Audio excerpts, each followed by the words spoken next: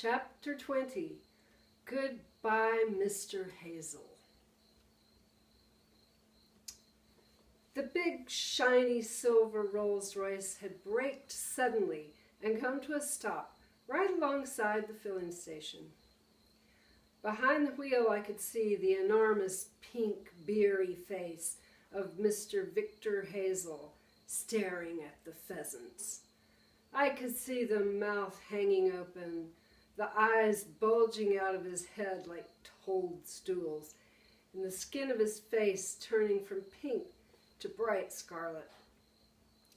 The car door opened and out he came, resplendent, in fawn-colored riding breeches and high-polished boots. There was a yellow silk scarf around his neck with red polka dots on it, and he had a sort of bowler hat on his head. The great shooting party was about to begin, and he was on his way to greet the guests. He left the door of the Rolls open and came at us like a charging bull. My father, Doc Spencer, and I stood close together in a little group waiting for him. He started shouting at us the moment he got out of the car, and he went on shouting for a long time after that. I am sure you would like to know what he had said, but I cannot possibly repeat it here. The language he used was so foul and filthy, it scorched my ear holes. Words came out of his mouth that I had never heard before and hoped to never hear again. Little flecks of white foam began forming around his lips and running down his chin into the yellow silk scarf. I glanced at my father. He was standing very still and very calm, waiting for the shouting to finish. The color was back in his cheeks now, and I could see the tiny twinkling wrinkles of a smile around the corners of his eyes. Doc Spencer stood beside him. He was also very calm. He was looking at Mr. Hazel rather as one would look at a slug on a leaf of lettuce in the salad. I myself did not feel quite so calm. "But they are not your pheasants," my father said at last. "They're mine." "Don't lie to me, man," yelled Mr. Hazel. "I'm the only person around here who has pheasants." "They are on my land," my father said quietly. "They flew onto my land, and so long as they stay on my land, they belong to me. Don't you know the rules, you bloated old blue-faced baboon?" Doc Spencer started to giggle. Mr. Hazel's skin turned from scarlet to purple. His eyes and his cheeks were bulging so much with rage, it looked as though someone was blowing up his face with a pump. He glared at my father. Then he glared around at the dopey pheasants swarming all over the filling station. "What's the matter with them?" he shouted. "What have you done to them?" At this point, pedaling grandly towards us on his black bicycle, came the arm of the law, in the shape of Sergeant Enoch Samways, resplendent in his blue uniform and shiny silver buttons. It was always a mystery to me how Sergeant Samways could sniff out trouble wherever it was, let there be a few boys fighting on the sidewalk or two motorists arguing over a dented fender, and you could bet your life the village policeman would be there within minutes. We all saw him coming now, and a little hush fell upon the entire company. I imagine the same sort of thing happens when a king or a president enters a room full of chattering people. They all stop talking and stand very still as a mark of respect for a powerful and important person. Sergeant Samways dismounted from his bicycle and threaded his way carefully through the mass of pheasants squatting on the ground. The face behind the big black mustache showed no surprise, no anger, no emotion of any kind. It was calm and neutral, as the face of the law should always be. For a full half-minute he allowed his eyes to travel slowly around the filling station, gazing at the mass of pheasants squatting all over the place. The rest of us, including even Mr. Hazel, waited in silence for judgment to be pronounced. "Well, well, well," said Sergeant Samways at last, puffing out his chest and addressing nobody in particular. "What, may I hask, is happening around here?"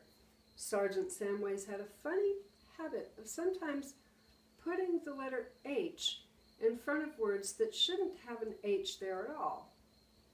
And as though to balance things out, he would take away the H from words that should have begun with that letter. "I'll tell you what's happening around here," shouted Mr. Hazel, advancing upon the policeman. "These are my pheasants, and this rogue," pointing at my father, "has enticed them out of my woods into his filthy little filling station." "Enticed?" said Sergeant Samways, looking first at Mr. Hazel and then at us. "Enticed them, did you say?" "Of course he enticed them." "Well now," said the sergeant, propping his bicycle carefully against one of our pumps, "this is a very interesting accusation, very interesting indeed, because I hain't never heard of somebody enticing a pheasant across 6 miles of fields and open countryside. How do you think this enticing was performed, Mr. Hazel, if I may ask?" "Don't ask me how he did it, because I don't know," shouted Mr. Hazel. "But he's done it all right. The proof is all around you. All my finest birds are sitting here in this dirty little filling station when they ought to be up in my own wood getting ready for the shoot." The words poured out of Mr. Hazel's mouth like hot lava from an erupting volcano. "Am I correct?" said Sergeant Samways. "Am I absolutely accurate in thinking that today is the day of your great shooting party, Mr. Hazel?" "That's the whole point," cried Mr. Hazel, stabbing his forefinger into the sergeant's chest as though he were punching a typewriter or an adding machine. "And if I don't get these birds back on my land quick, sharp, some very important people are going to be extremely angry this morning. And one of my guests, I'll have you know, Sergeant, is none other than your own boss, the Lord Chief Constable of the county. So you had better do something about it fast, hadn't you? Unless you want to lose those sergeant's stripes of yours." Sergeant Samways did not like people poking their fingers in his chest, least of all Mr. Hazel, and he showed it by twitching his upper lip so violently that his mustache came alive and jumped about like some small bristly animal. "Now, just 1 minute," he said to Mr. Hazel. "Just 1 minute, please. Am I to understand that you are accusing this gentleman of committing this act?" "Of course I am," cried Mr. Hazel. "I know he did it." "And do you have any evidence to support this accusation?" "The evidence is all around you," shouted Mr. Hazel. "Are you blind or something?" Now my father stepped forward. He took one small pace to the front and fixed Mr. Hazel with his marvelously bright, twinkly eyes.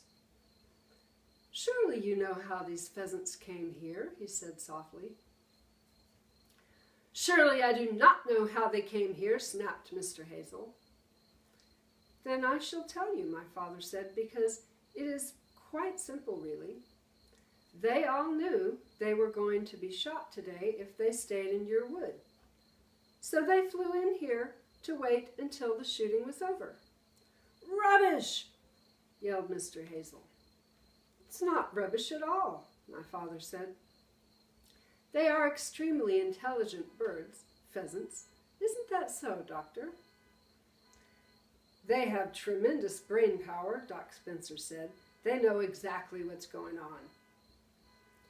It would undoubtedly be a great honor, my father said, to be shot by the Lord Chief Constable of the county, and an even greater one to be eaten afterward by Lord Thistlethwaite, but I do not think a pheasant would see it that way.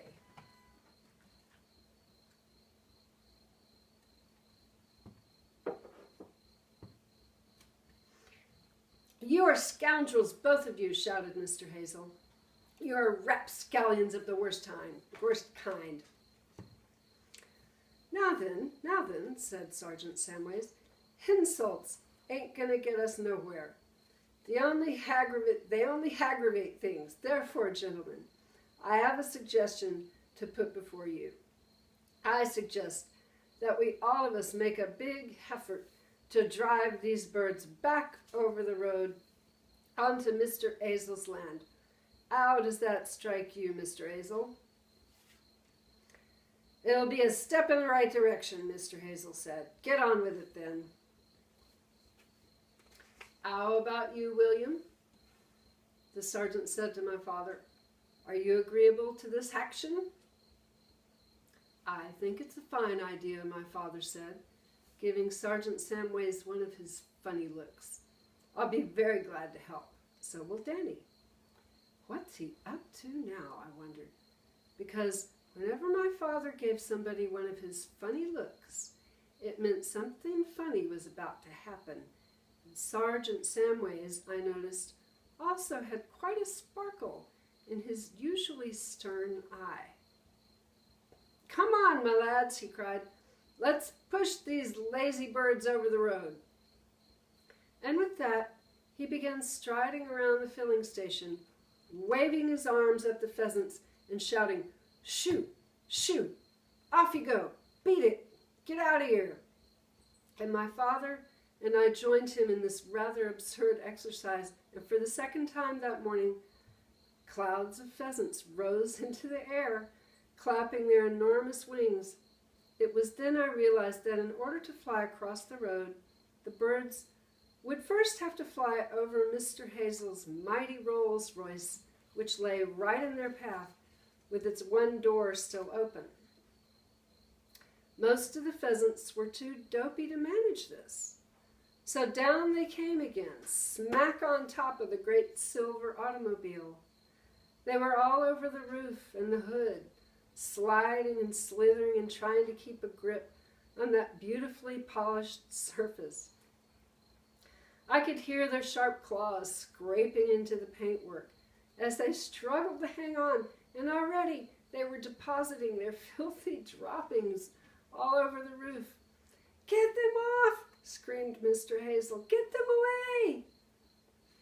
Don't you worry, Mr. Hazel, sir, Sergeant Samways cried out. We'll fix them for you. Come on, boys. Easy does it. Shoo 'em right over the road. Not on my car, you idiot, Mr. Hazel bellowed, jumping up and down. Send 'em the other way. We will, sir, we will, answered Sergeant Samways. In less than a minute, the Rolls was literally festooned with pheasants, all scratching and scrabbling and making their disgusting running messes over the shiny silver paint. What's more, I saw at least a dozen of them fly right inside the car through the open door by the driver's seat. Whether or not Sergeant Samways had cunningly steered them in there himself, I didn't know, but it happened so quickly that Mr. Hazel never even noticed. Get these birds off my car, Mr. Hazel bellowed. Can't you see they're ruining the paintwork, you madman? Paintwork? Sergeant Samways says. What paintwork? He'd stopped chasing the pheasants now, and he stood there looking at Mr. Hazel and shaking his head sadly from side to side. We've done our very best to encourage these birds over the road, he said, but it ain't worked. My car, man, shouted Mr. Hazel.